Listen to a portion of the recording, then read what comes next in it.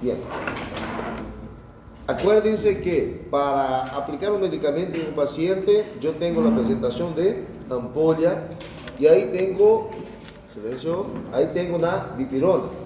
Ese medicamento viene 1 gramo barra 2 ml. Significa que en 2 ml de ese medicamento yo tengo el equivalente al principio activo de 1 gramo de dipirona. ¿Para qué utilizaban la dipirona? Para fiebre. Fiebre, dolor, principalmente para fiebre. Si lo aplicabas dipirona en un paciente, normalmente le usábamos a cada 8 horas, ¿ok? Y podría dar tanto a un paciente que está por vía en casa, por vía oral, quanto um paciente internado que vai receber, pues, vai hacer uma cirurgia ou está com uma infecção. Também havia, por exemplo, água destilada. E para que usava a água destilada, doutores? Para diluir. Se iba a passar um fármaco endovenoso, quanto era a sua diluição máxima? Mínima, não? 20. Exceto dos, qual? Havia 2 que sim ou sim tinham que diluir em 100 tramadol e amicacina. Não, tramadol e lá amica. Quando vou recetar um fármaco, por exemplo, ao paciente e é um fármaco antibiótico, alguns foram hechos para aplicar por via endovenosa e outros foram hechos para aplicar-se por via intramuscular. Por exemplo, la cefotaxim, também conhecida como cefotaxima. Esse de aqui é seu nome comercial ou genérico? Comercial. Cefotaxim é comercial. E abaixo diz cefotaxima, ¿qué fármaco es? Antibiótico, ¿de qué familia? ¿De qué generación? Tercera. Significa que tiene propiedades gram positiva y gram negativa. Si quiero aplicar ese fármaco por vía intramuscular, ¿lo puedo hacer? Sí, pero no conviene porque esa cefalosporina de tercera generación tiene que ser aplicada cada 6 horas en el paciente. Entonces, normalmente le usamos cuando el paciente está internado. ¿Entendieron eso? ¿Sí? Cada 6 horas. Intrahospitalario. Normalmente le hacemos intrahospitalario o algo que llamamos de semi-ambulatorial. Significa que el paciente está en su casa y viene al centro de salud o viene a mi clínica, a mi farmacia para que yo le ponga el medicamento a horario. ¿Es intramuscular? ¿Ah? Una por día, por 3 días, intramuscular o endovenoso. Ok. ¿Se puede hacer? Sí, porque ella se torna un antibiótico de depósito. Yo particularmente, si va a utilizar en ese caso, no utilizaría la cefotaxima, utilizaría la ceftriaxona. ¿Ya? Tanto es que para sífilis, gonorrea o infecciones, por ejemplo, de transmisión sexual, lo puede usar la penicilina en dosis única o la ceftriaxona en dosis única, ¿ok? Pero de uso intramuscular. ¿Entendieron? Esse fármaco é a penicilina benzatínica. Você é jovem, que está despierto, tranquilo e alegre. Se ele vai poner penicilina benzatínica endovenoso, tem que diluir em quanto? 20. ¿No? ¿No recuerda? Ni si valiera un punto. A ver, vamos a otro. ¿Ah? No se pone endovenoso. Solamente la penicilina sódica vas a pasar endovenoso. ¿Entendieron eso? Cuidado, que conozco un docente que le gusta hacer trampas a sus pajaritos para caer. Se vou utilizar as jeringas, eu tenho vários tamanhos, formatos e presentação. Normalmente, não sei se vocês foram ou tiveram práticas hospitalares, quando o paciente está internado, a LICEN, ou o interno, ou o médico, le receta sempre jeringas de 10 cc, de 10 ml. E os fármacos que a vocês les ensinei a diluir em 20, allá no hospital, lo diluímos em 10 ml, não diluímos em 20. ¿Por quê? São fármacos e são situações que o paciente está internado. Como o paciente está internado, está recebendo suero. entonces la lice o el personal que va a aplicar no diluye en 20, diluye solamente en 10. ¿Por qué le estoy diciendo eso? Porque van a llevar una materia, si no me equivoco, técnica quirúrgica, clínica quirúrgica, ahora, ¿no? Y quizás su docente le diga, no, que los antibióticos diluyen en 10 ml, no en 20. Es porque está internado, está recibiendo suero, entonces no necesitas me pedir 50 jeringas de 20, me podés pedir jeringas de 10. ¿Entendieron? ¿Sí? Más tarde se no tener duda. Si voy a aplicar un fármaco endovenoso, le voy a hacer a cuántos grados? 25 grados aproximadamente. Ingreso, lo nivelo y aplico. Ese semestre sí o sí vamos a hacer medicamentos endovenosos. Yo tengo dos ejemplos de elementos necesarios. Uno es la mariposa y otra es la bránula. Doctora, ¿cuándo la mariposa y cuándo la bránula?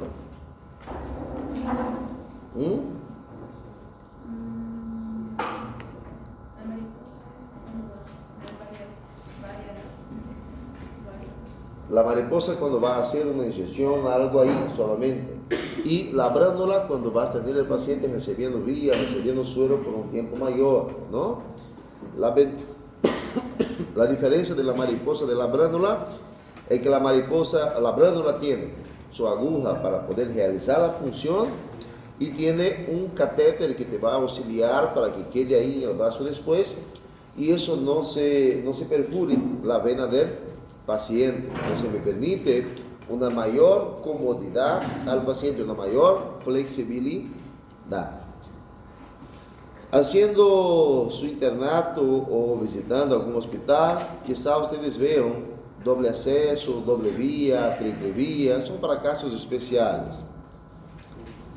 Los equipos que vamos a utilizar para pasar un fármaco pueden ser equipos de suero o pueden ser microgotero. La ventaja de usar un microgotero es que ese tipo de equipamiento me permite calcular menor cantidad de gotas que va a pasar en el paciente. ¿Me entendieron? Es para que yo pase un fármaco, pero en una dosificación menos dañina, menos tóxica, para que no produzca algo que llamamos de flebitis. Pastor, ¿qué es flebitis? ¿No? Al último de la fila. ¿Es usted? Flebitis es cuando metemos un fármaco y hay una reacción, hay un daño en el endotelio vascular. Bien, hay una irritación de esas venas, son irritaciones o inflamaciones del propio vaso sanguíneo que estás pasando. Por eso, mejor diluir el medicamento en mayor cantidad, justamente para evitar esa reacción tóxica. Si voy a usar un macrogotero, yo tengo sus partes, o equipo de suero, en otras palabras. Esa partecita aquí, que ve esa puntita, ¿en qué lugar se conecta? En el suero. Suero. Y esa otra acá, en el medicamento, la mariposa, en la bránula o mariposa, donde vas a poner en el paciente, ¿cierto? Las mariposas tienen tamaño, le he pasado el semestre anterior, pero vuelvo a sacar una foto.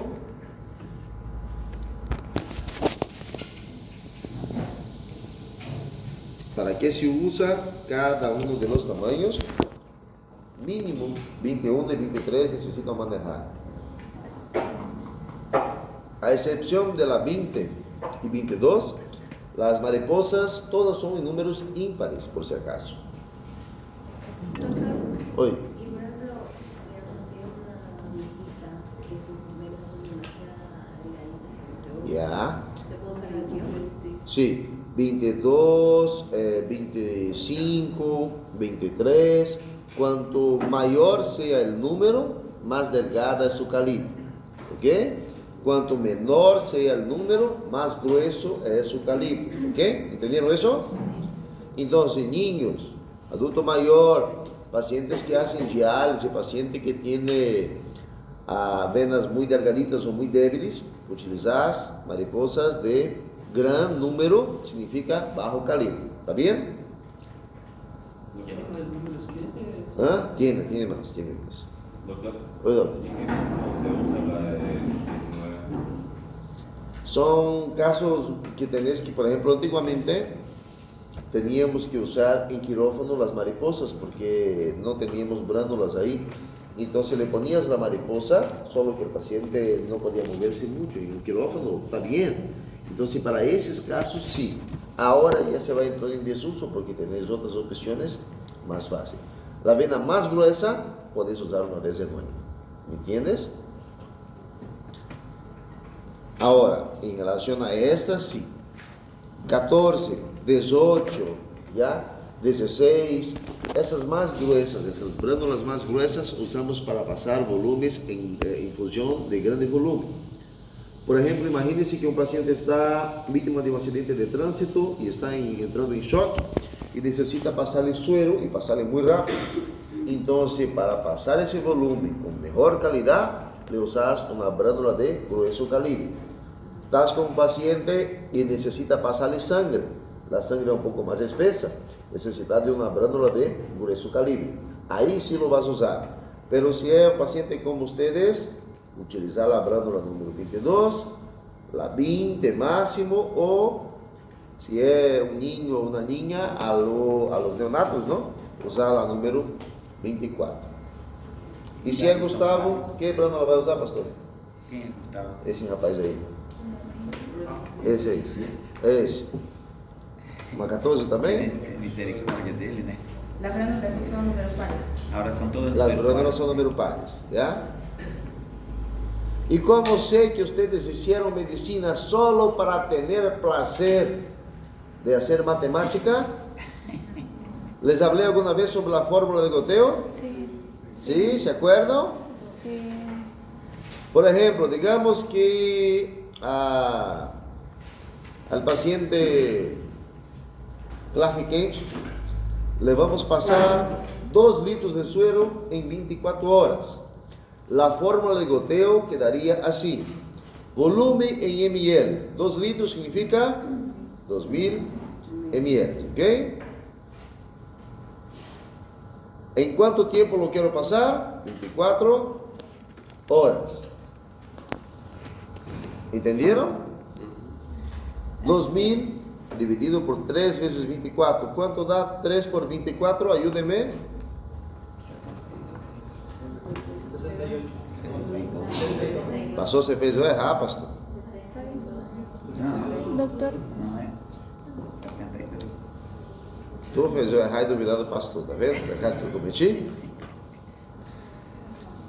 Agora vamos. Ahora esse goteio solo quando já sei a quantidade que quero administrar. Eso. Y ahí, ¿qué voy a hacer? Aquí daría 72. Entonces, este dividido por este, tengo que pasar 27,777 gotas por minuto. No le voy a hacer la ley si está contando 7,7777, le puedo decir 28 gotas por minuto.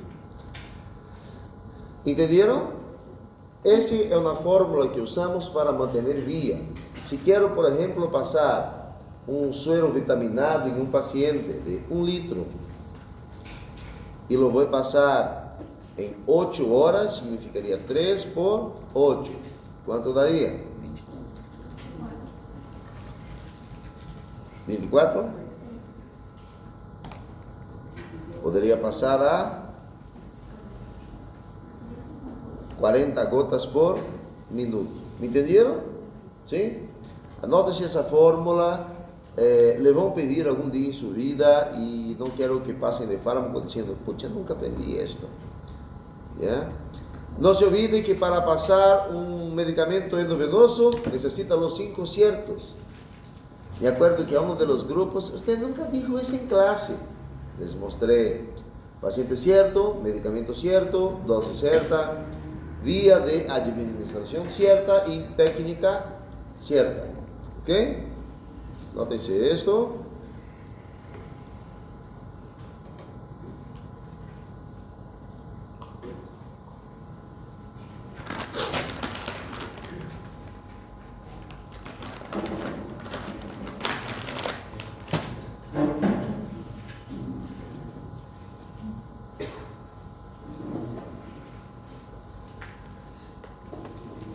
¿Seguimos? Para poner un fármaco en el paciente, no se olvide que se pone en el boom, boom, zona intramuscular profunda, zona glútea. Los únicos medicamentos que ustedes me van a poner intramuscular en el brazo, en la zona deltoide, es una vacuna, ¿ok? ¿Cuál es la capacidad máxima que absorbe acá? 7 a 10. De 7 a 10, pero ustedes no me sobrepasan 7 ml por si acaso. Si tengas que poner más que 7, mejor pincharla acá y pincharle aquí. ¿En cuál cuadrante aplico la intramuscular? Bien. Eso de la pinza, eso ya está por demás. Sabe mucho.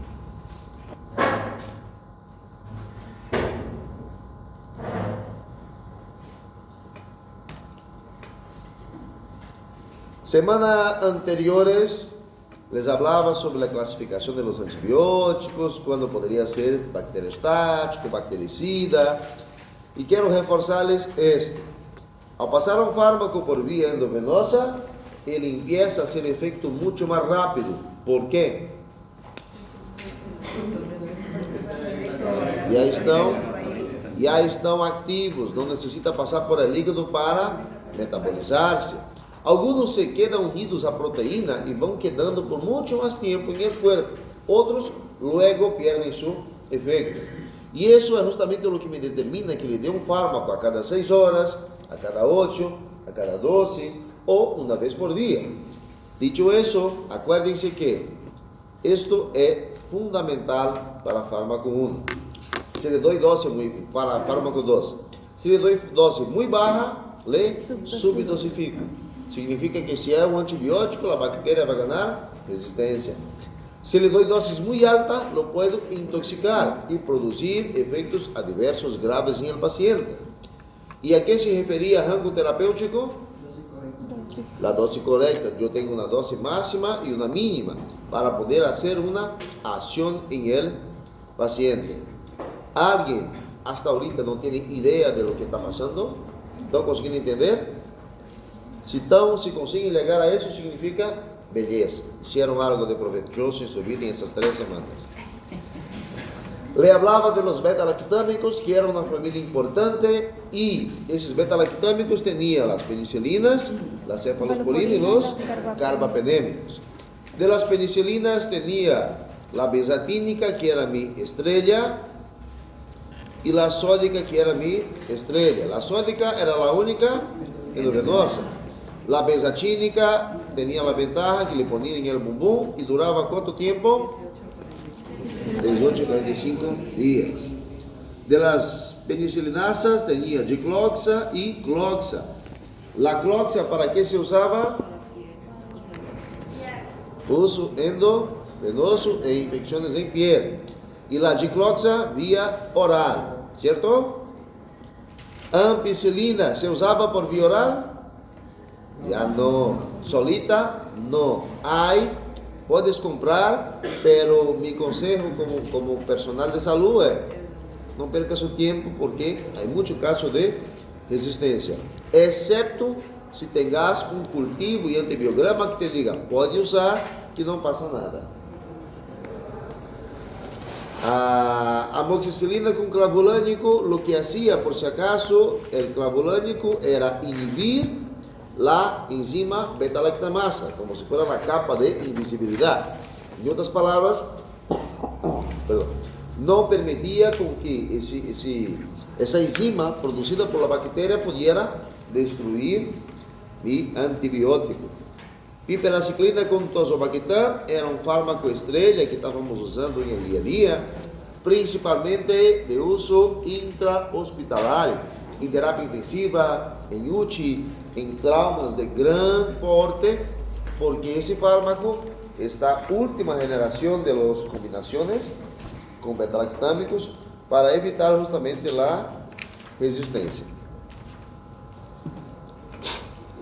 De las cefalosporinas, primera generación, era más efectivo contra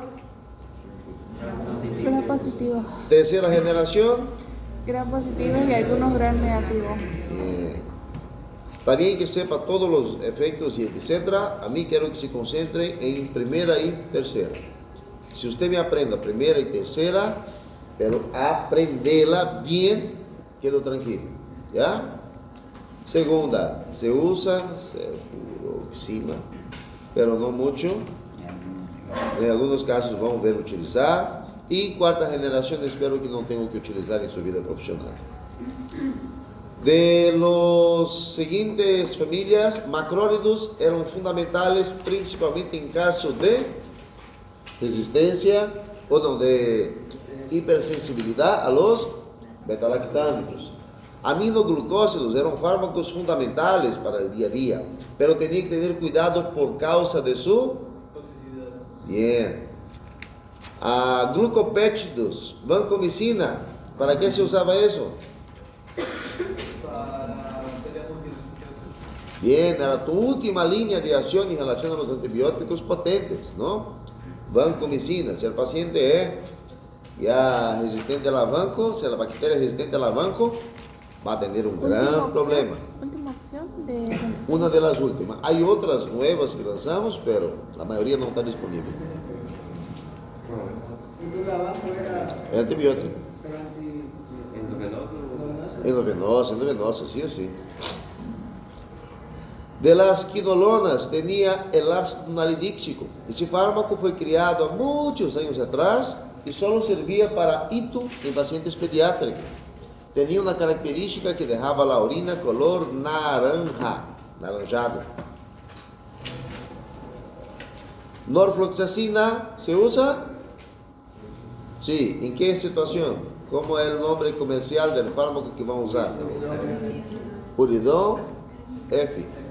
Cipro, ¿se usa? El fármaco más usado en el día a día.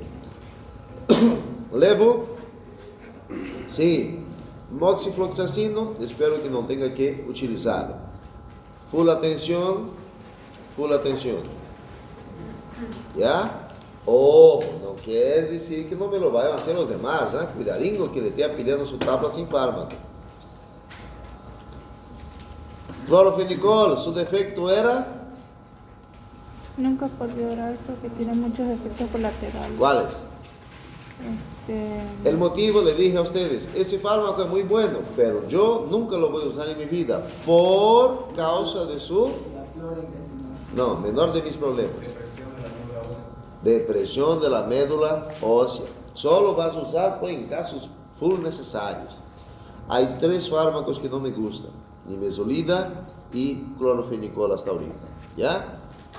Nimesulida, que es un AINE, y clorofenicol. Nimesulida por problemas con el hígado y clorofenicol por problemas con la médula ósea. Aquí, clorofenicol. Nitrofurantoína, ¿para qué casos? Principalmente en embarazadas. Cuidado que la embarazada tiene primero, segundo y tercero trimestre. Y hay la utilización de la amoxicilina y hay la utilización de nitrofurantoína. Bien. Nitrofurantoína solo poder usar en los primeros 3 meses del embarazo. ¿Ya? No puedes usar en los últimos 6. El metronidazol servía como un antibiótico, un antimicótico y un ¿qué? Antimicótico, biótico y parasitario. Sulfametoxazol con trimectoprim, ese nombre super tranqui, era el nombre genérico de ¿cuál fármaco? Cotrimoxazol. Y la sulfadiazina de plata era un fármaco fantástico para usar en... excepto después de ¿cuántos días? ¿Sabe qué, chicos? Váyanse a su casa porque ya saben todo ya. No se haga ali vivo, quédense.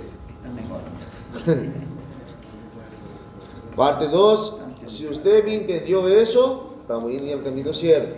¿Ya? Si usted no entendió, debería haber inscrito, te dije.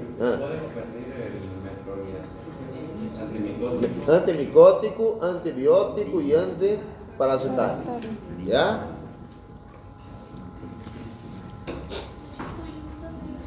Micótico y fúngico es lo mismo. ¿Ya? No, Tazobactam, ele é ¿Te acuerdas de amoxiclavulánico y ampicilina y sulbactam? El clavulánico, el sulbactam y el tolsulbactam, ellos son fármacos, moléculas que inhiben la beta-lactamasa. ¿Ya? Entonces la piperaciclina es un beta-lactam. La moxi es y la ampicilina también. Pero el tolsulbactam, él solo es un protector. ¿Entiendes? Acá, para finalizar su comprensión, fíjense, la síntesis de la pared bacteriana está formada por membrana plasmática, bla, bla, bla, y esa síntesis necesita ser construida. Entonces viene un elemento, se conecta con el otro. No voy a pasar microbiología para ustedes y tampoco quiero que manejen eso, depende de ustedes algún día. Y fíjense, entonces se va construyendo y va haciendo una pared celular. Se junta todo. Yo tengo una bacteria que tiene la capa de lípidos y la capa de péptidos. ¿Se acuerdan de eso? Gran positivo y gran negativo. Fíjense. Y se va construyendo una gran positiva y una gran negativa. Una vez más. Todo el proceso decide criar una bacteria. Entonces hay una síntesis, hay una formación, hay varios elementos que se van convirtiendo y se van transformando para producir una pared bacteriana. ¿Me entendieron? ¿Sí? Tengo una gran positiva y una gran negativa. La diferencia es que la gran positiva tiene una pared péptica afuera y por dentro tengo una de lípido. Y la gran negativa tiene una de lípido por afuera, una péptica por adentro y otra más todavía de lípido por afuera. Son bacterias que tienen una característica que es un poco más difícil para que algunos fármacos puedan penetrar en su interior. Hay un fármaco que se llama fosfomicina. Ustedes no tienen ese fármaco en su lista ahí. ¿Es un antibacteriano? Es un antibiótico. Lo que hace la fosfomicina es eso, fíjense. ¿Se acuerdan del primer proceso de la formación de la pared? Que pasaba una cosita acá por adentro. Fíjense. Ahí se queda la fosfomicina. Entonces no se forma la pared bacteriana. Otro de su generación, ciclosporina. Viene y bloquea ya otra cosa. No era ese lado, pero bloquea acá. Entonces, algunos antibióticos actúan bloqueando la síntesis de la pared. Evita con que se forme una pared bacteriana. ¿Me entendieron?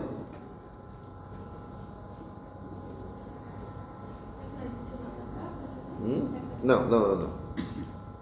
Solo fíjense este. ¿Qué fármaco es? Ese sí está ahí. La penicilina también inhibe la síntesis de pared, ¿no? Sí. ¿Se acuerdan que para formar una pared, ese tenía que juntarse con ese? Literalmente viene la vancomicina, se pone acá, entonces la bacteria piensa, ok, funcionó, dio cierto, y sigue construyendo su pared hasta que la vancomicina se desaparece y no hay una integridad estructural. ¿Entendieron? ¿No? Fíjense. No caso desse daí, ele vai lá agir na parede, vai deixar montar na Isso. capa sua. E se eu usar aquele outro não deixar passar, é mais forte? No, es porque yo tengo varias formas para llegar al mismo objetivo. ¿Me entiendes? Todos que actúan en la síntesis de la pared, la diferencia va a ser en qué parte de esa síntesis va a ser. No quiere decir que sea más fuerte o menos fuerte. Es un mecanismo del fármaco, todos son full eficientes. Lo que va a depender es, ¿será que la bacteria no me cambió el sitio de acción del fármaco? ¿Me entendió? Doutor, generalmente se usa com alguma outra combinação? Vancomicina, no. Ella ya es tu última. Se usa medicação, você precisa ter demais? No, es porque es un fármaco muy eficiente y lo que hacemos es dejar un grupo de fármacos solo para casos especiales, ¿me entiendes? Son fármacos como si fueran fármacos de uso controlado. Acá, para que entiendan, fíjense, ese proceso de transglucosilación, transglucosilación, Transglicosida. Por si acaso, fármaco para mí es práctica, no es teoría. Entonces, pueden aprender esto del nombrecito ahí, pero quiero que entienda en qué proceso funciona, ¿ok? Fíjense que se va a montar y lo que va a hacer la vancomicina es ponerse acá al medio. Entonces eso no va a tener fuerza. ¿Me entendieron? Ahora sí. No va a tener estructura suficiente, fíjense.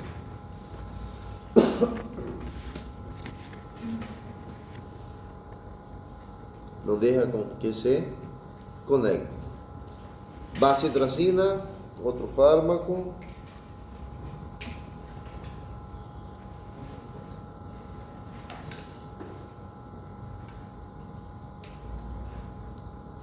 Nesse caso, usou vancomicina, daí a parede toda vão ser débil.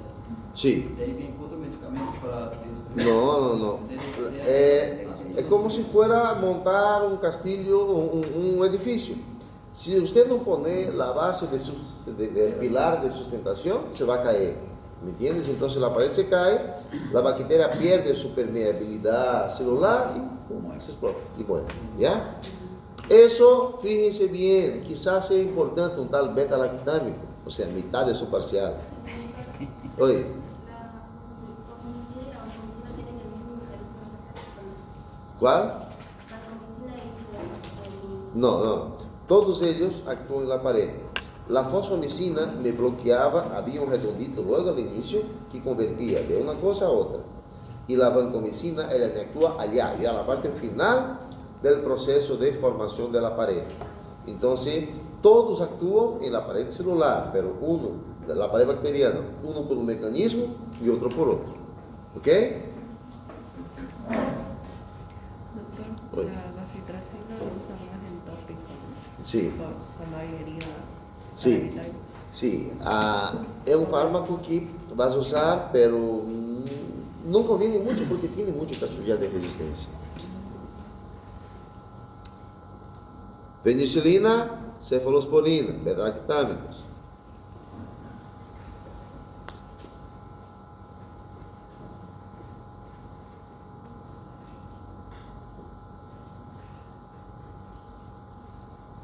La vancomicina evitaba con que ese se uniera a este. Y la cefalosporina o la penicilina me bloquea essas proteínas fixadoras de penicilina y no permite con que eso se una acá. Entonces uno actúa aquí y el otro no deja formar segundo y tercero bloque. Y ahí está la beta-lactamasa, que hace esa enzima,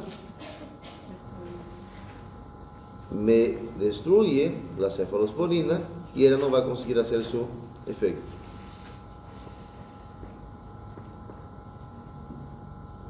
¿Comprenden? ¿Sí?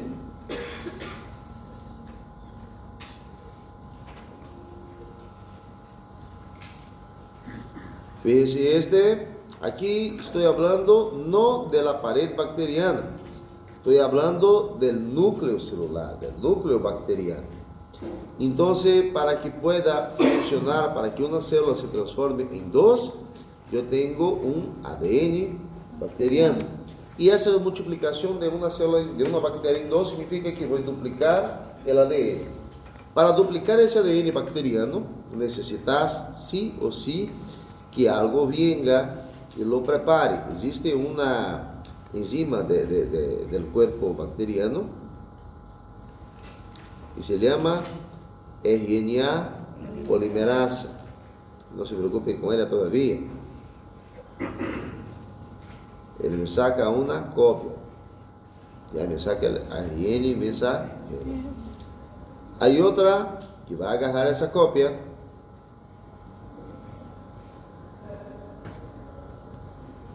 y lo va a leer. 50S y 30S son partes del ribosoma. Aquí actúa fármacos importantes para nosotros. Sí.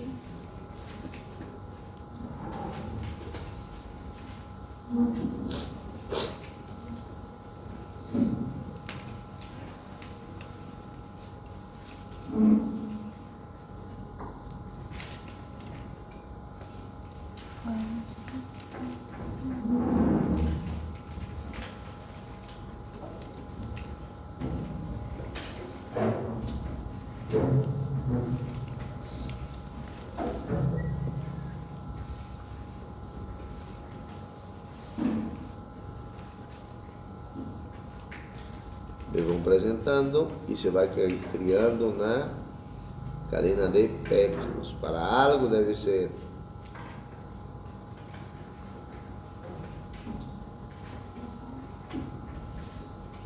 Ahora, ¿cómo funcionan los macrólidos?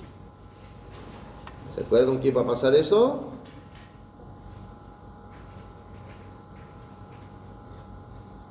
Entonces el macrólido viene, literalmente bloquea, no deja con que eso pueda funcionar. ¿Me entienden? ¿Sí? Por no tener esto, no tiene cómo hacer allá. Bacteriostático. Y un efecto bactericida podría ser las quinolonas. Oiga.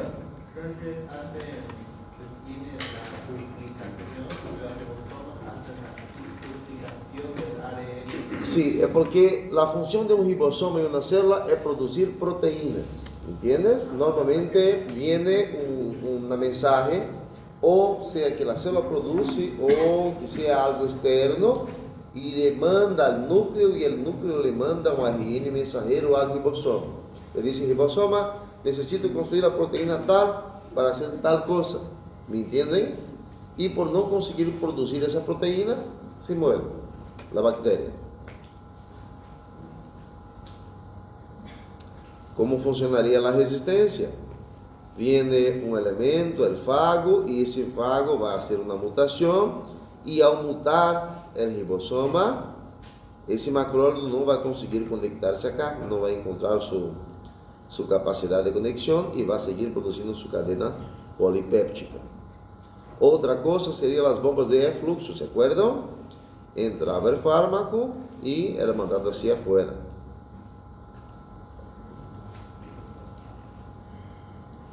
Beta-lactámicos, ya les dije. Este es el mismo proceso de los beta-lactámicos, pero en otro ángulo. ¿Ya? Eso no. A ver. Beta-lactamasa, ¿cómo es la ejecución? Aquí.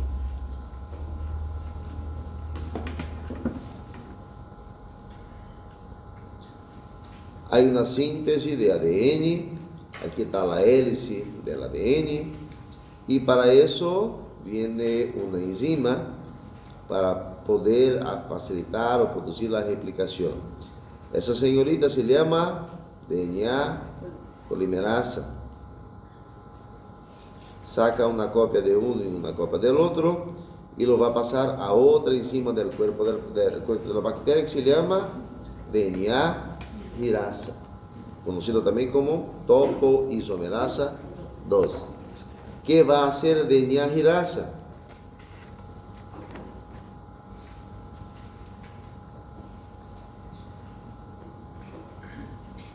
Un día quizá. Transformar una en dos. Y hacerla, viene la topoisomerasa 4. ¿Qué hacía la topoisomerasa 2? Multiplicaba la síntesis de ADN. ¿Y qué hace la topoisomerasa 4? Le separa las dos informaciones genéticas. ¿Cómo actúan las quinolonas? Yo tengo fluoquinolonas y quinolonas, no me importa essa subdivisão, tenha todos como quinolonas. Isso, e na prática não lhe ajuda em nada.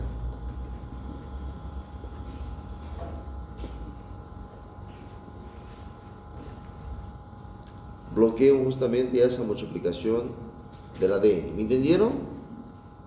¿Sí? La replicación del ADN. Sí, automáticamente la célula intenta multiplicarse y como no puede, se explota. Outros actúan en la topoisomerasa y así por delante. Su resistencia es mudar el ADN, eso ya saben. En resumen, señoritos y señoritas, cada uno de los fármacos que hemos avanzado tiene un sitio de acción, tiene una función. Si quieren, para facilitar su vida, cuando estén haciendo quinolonas, cuando estén haciendo beta-lactámicos y etc., antes, en el inicio de su capítulo del librito, lo pueden poner, beta-lactámicos actúan en la síntesis de la pared bacteriana, bloqueando tal cosa, así, así, así. Tal cosa. Entonces, al fármaco, quiero que vaya al directo. No necesita poner tanto mecanismo de acción de nuevo. ¿Me entendieron? ¿Sí? Doctor, entonces, por ejemplo, de la penicilina, solo la farmacodinamia y luego todas las penicilinas, ¿no? No en Sí, cada una. sí, directo. ¿Ya? Ok. Ahora, para ver si de verdad son buenos chicos y chicas, caso clínico 1. Paciente Florcito Flores. Florcito Flores. Llega al consultorio del doctor Borges, de 25 años. 25 años de Florcito Flores.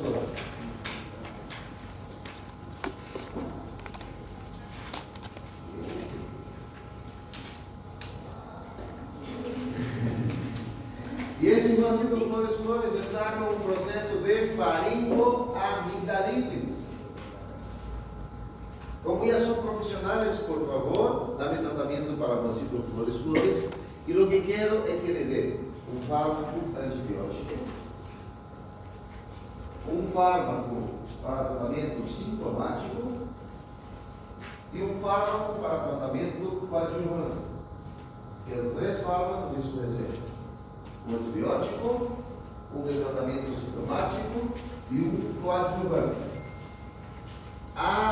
Por si acaso, Florcito Flores é hipersensível a los beta-lactámicos. Quem que é essa?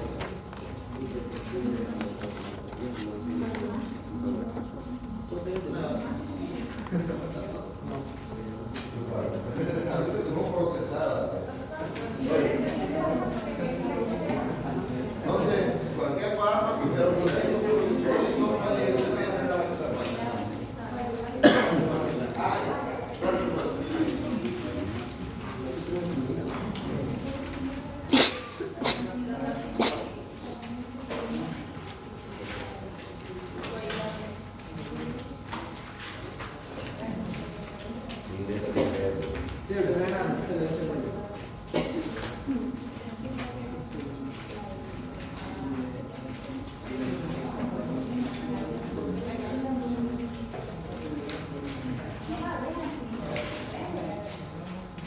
Hasta ahorita estaba todo bien, ¿no? Hasta que, ¡pum!, se murió el paciente.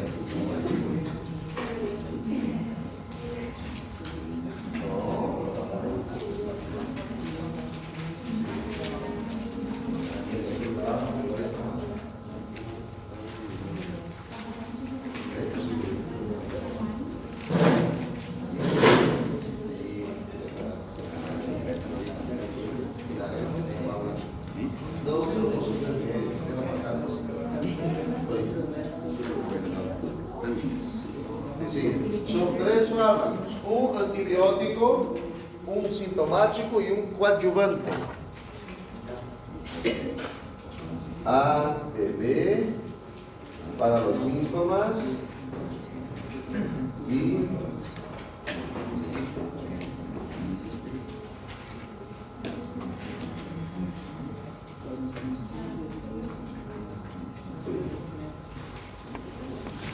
coadjuvante. ¿Sí es? ¿Coadjuvante?